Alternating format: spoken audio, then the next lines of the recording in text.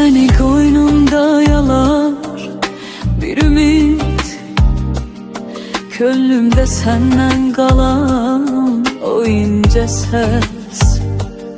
Her hatirende gül açır kalbim, sen gelenden değişti bu nefes. Sevgin bana bir ömür, senle gelir her bahar.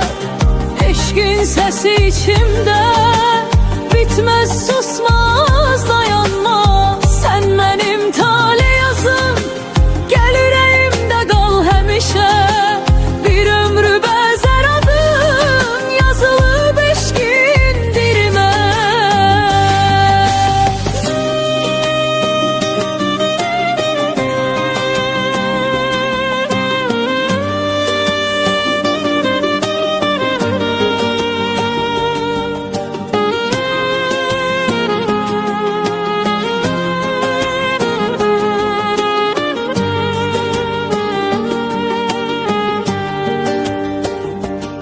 Gözlerin içimde doğan güneştir, İstisi könlüme yaylanır hele.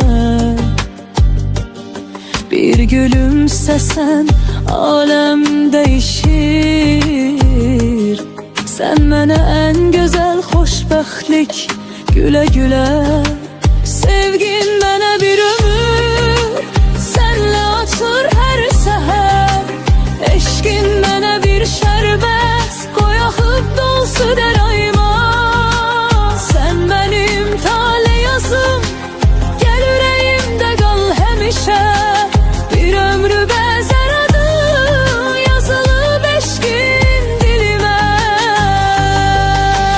Gözlərin içimdə doğan güneştir, İstisi könlüme yaylanır hele. Bir gülümsesen alem değişir. Sen mənə en güzel hoşbəxtlik, güle güle. Sevgin mənə bir ömür, senle gelir her bahar.